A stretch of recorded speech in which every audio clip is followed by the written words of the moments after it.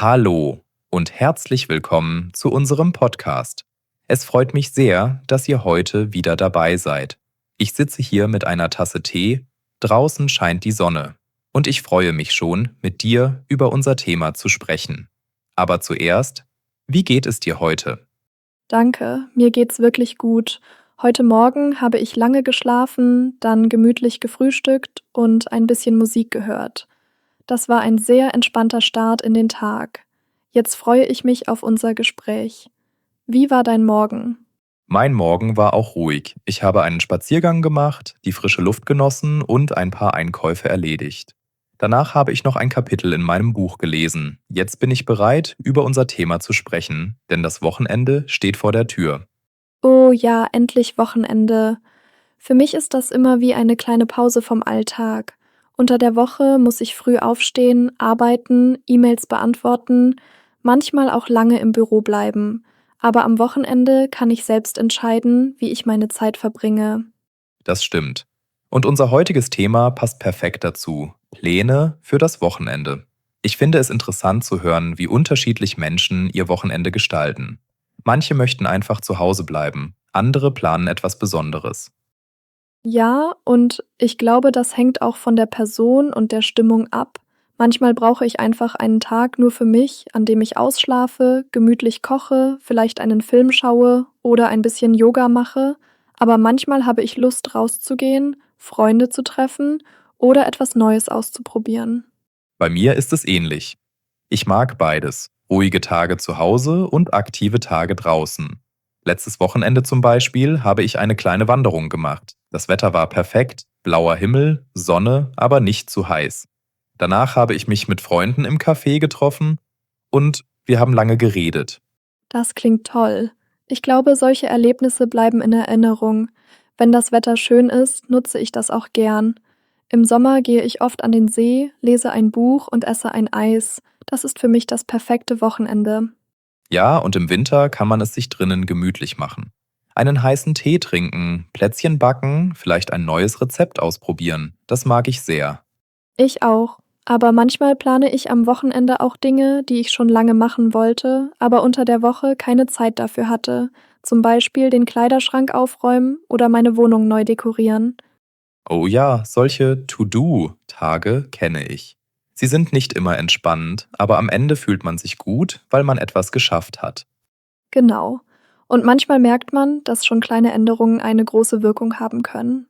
Wenn ich an ein klassisches Wochenende denke, fallen mir sofort ein paar Dinge ein. Zum Beispiel gemütlich frühstücken, lange schlafen und keinen Wecker stellen. Für mich ist das ein Luxus. Unter der Woche klingelt mein Wecker oft um 6 Uhr morgens. Aber am Samstag kann ich liegen bleiben, solange ich will. Oh ja, das liebe ich auch. Ich mache mir dann ein richtig schönes Frühstück mit frischem Brot, Marmelade, Käse und einem großen Kaffee. Manchmal setze ich mich damit ans Fenster und schaue einfach nach draußen. Das gibt mir ein Gefühl von Ruhe. Viele Menschen nutzen das Wochenende auch zum Einkaufen. Unter der Woche haben sie keine Zeit dafür, aber am Samstag gehen sie in den Supermarkt oder auf den Markt. Dort kann man frisches Obst, Gemüse und vielleicht auch Blumen kaufen. Genau. Und manchmal ist Einkaufen am Wochenende auch eine kleine Freude. Man sieht andere Leute, hört Musik auf dem Markt und kann etwas Neues ausprobieren. Letzte Woche habe ich dort ein neues Brot gekauft, das ich vorher noch nie gegessen habe. Es war sehr lecker. Ein weiterer Klassiker ist natürlich, Freunde zu treffen. Man geht zusammen ins Café, isst ein Stück Kuchen oder trinkt einfach nur etwas. Ich finde, das macht gute Laune, weil man Zeit miteinander verbringt und über alles Mögliche reden kann. Ja, das ist für mich auch wichtig. Unter der Woche hat man oft nicht genug Zeit, um sich richtig zu unterhalten. Aber am Wochenende kann man lange Gespräche führen, ohne auf die Uhr zu schauen. Manche Menschen gehen auch gern ins Kino. Das ist besonders schön, wenn ein neuer Film läuft, den man schon lange sehen wollte. Popcorn, ein bequemer Sitzplatz und gute Gesellschaft. Das ist ein tolles Gefühl. Für mich gehört auch ein Spaziergang zu den typischen Wochenendaktivitäten. Einfach rausgehen, frische Luft atmen und vielleicht einen Park oder einen See besuchen. Das ist nicht nur gut für den Körper, sondern auch für den Kopf. Absolut. Spazierengehen hilft, die Gedanken zu sortieren. Und wenn das Wetter schön ist, kann man den ganzen Nachmittag draußen bleiben.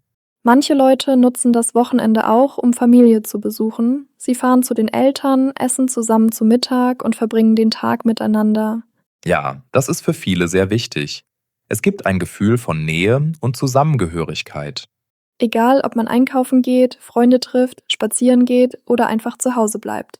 Das Wochenende ist eine gute Gelegenheit, Dinge zu tun, die einem Freude machen. Genau. Und das Wichtigste ist, dass man diese Zeit bewusst genießt. Neben den klassischen Aktivitäten gibt es auch viele ungewöhnliche Ideen für das Wochenende. Manchmal macht es Spaß, etwas ganz Neues auszuprobieren. Zum Beispiel könnte man einen Tagesausflug in eine andere Stadt machen. Es muss gar nicht weit sein, vielleicht nur eine Stunde mit dem Zug oder dem Auto. Aber schon der Ortswechsel bringt neue Eindrücke.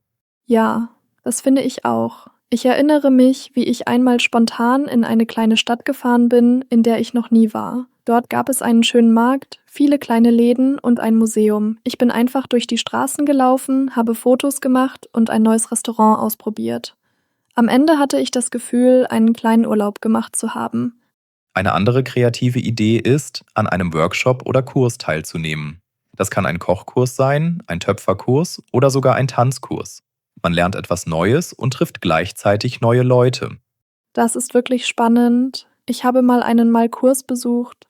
Am Anfang war ich unsicher, weil ich dachte, ich kann nicht gut malen. Aber die Lehrerin hat alles sehr einfach erklärt und am Ende war ich richtig stolz auf mein Bild. Es war ein schönes Gefühl, am Wochenende etwas Kreatives gemacht zu haben. Manche Leute nutzen das Wochenende auch, um ein neues Hobby zu beginnen. Das kann etwas Kleines sein, wie eine neue Pflanze zu pflegen oder etwas Größeres, wie eine Sprache zu lernen. Genau. Und wenn man es zu zweit macht, macht es noch mehr Spaß. Zum Beispiel kann man mit einem Freund zusammen kochen, ein neues Rezept ausprobieren oder gemeinsam einen Online-Kurs machen. Eine weitere ungewöhnliche Idee ist, eine thematische Tour in der eigenen Stadt zu machen. Zum Beispiel alle kleinen Bäckereien im Viertel besuchen und überall ein Stück Kuchen probieren. Oder alle schönen Parks anschauen, die man bisher noch nicht besucht hat. Oh ja, das ist toll. Ich habe das einmal mit Cafés gemacht. An einem Tag habe ich 3 neue Cafés getestet. Ich habe überall nur ein kleines Getränk genommen, aber es war trotzdem ein spannender Tag, weil ich neue Orte entdeckt habe. Auch ein Besuch in einem Museum oder einer Galerie kann das Wochenende besonders machen. Besonders, wenn es eine Ausstellung gibt, die man interessant findet. Ja, und manchmal gibt es kostenlose Führungen oder kleine Konzerte, von denen man gar nicht wusste. Wenn man ein bisschen sucht, findet man immer etwas Neues. Ich denke, solche kreativen Ideen machen das Wochenende abwechslungsreich und geben einem das Gefühl, etwas Besonderes erlebt zu haben. Genau. Und man muss dafür nicht immer viel Geld ausgeben. Oft reicht schon eine gute Idee und ein bisschen Zeit. Ich finde, das Wetter spielt oft eine große Rolle, wenn man Pläne fürs Wochenende macht. Wenn die Sonne scheint, habe ich automatisch mehr Energie und Lust, nach draußen zu gehen. Dann möchte ich spazieren, Radfahren oder einfach im Park sitzen. Ja, das kenne ich. Sonnige Tage geben mir auch sofort gute Laune. Ich habe dann das Gefühl, ich muss die Zeit nutzen. Manchmal mache ich sogar ein Picknick im Park oder treffe Freunde am See. Wir sitzen dann auf einer Decke, essen etwas Leckeres und reden stundenlang. Und wenn das Wetter schlecht ist, also wenn es regnet oder windig ist, sieht das Wochenende oft ganz anders aus. Dann bleibe ich lieber zu Hause. Ich koche mir etwas Warmes, mache es mir auf dem Sofa gemütlich und schaue einen Film. Bei mir ist es ähnlich. Regen macht mich oft ein bisschen müde, aber gleichzeitig mag ich das Geräusch von Regentropfen. An solchen Tagen trinke ich gern Tee, zünde eine Kerze an und lese ein Buch. Manchmal höre ich auch leise Musik im Hintergrund. Ich glaube, es hängt auch von der Jahreszeit ab. Im Sommer sind viele Menschen aktiver, gehen wandern oder schwimmen. Im Winter verbringen sie mehr Zeit drin, zum Beispiel beim Backen oder Handarbeiten. Ja, im Herbst gehe ich gern spazieren, wenn die Blätter bunt sind. Das ist so schön. Und im Frühling freue ich mich, wenn die ersten Blumen blühen. Das gibt mir immer ein Gefühl von Neuanfang. Aber nicht nur das Wetter beeinflusst unsere Pläne, sondern auch die Stimmung. Manchmal bin ich sehr motiviert und möchte viel machen, auch wenn es draußen regnet. Dann gehe ich vielleicht trotzdem in die Stadt oder besuche eine Ausstellung. Und manchmal ist man einfach müde, selbst wenn das Wetter perfekt ist. Dann tut es gut, trotzdem auf den eigenen Körper zu hören und sich auszuruhen. Ich finde, das ist ein wichtiger Punkt. Man muss nicht immer das Beste aus dem Wochenende machen. Manchmal ist das Beste einfach, das zu tun, was einem gerade gut tut, egal ob aktiv oder ruhig. Genau. Und wenn man flexibel bleibt, kann man das Wochenende immer genießen, egal ob Sonne oder Regen. Ja, Hauptsache man nutzt die Zeit so, dass man am Ende zufrieden ist. Also, wir haben heute viele Ideen für das Wochenende besprochen. Klassische Aktivitäten, kreative Ideen und auch, wie Wetter und Stimmung unsere Pläne verändern können. Ich finde, es gibt kein perfektes Wochenende, sondern nur das, was für dich persönlich passt. Ja, das stimmt. Wichtig ist, dass man sich Zeit für Dinge nimmt, die Freude bringen. Das kann ein Treffen mit Freunden sein, ein Spaziergang in der Natur, ein neues Hobby oder einfach ein ruhiger Tag zu Hause. Manchmal ist es auch schön, spontan zu entscheiden, was man macht. Nicht alles muss geplant sein. Genau. Und egal wie du dein Wochenende verbringst, es ist deine Zeit, nutze sie so, dass du dich wohlfühlst. Wir hoffen, unsere Ideen haben euch inspiriert. Vielleicht probiert ihr schon dieses Wochenende etwas Neues aus.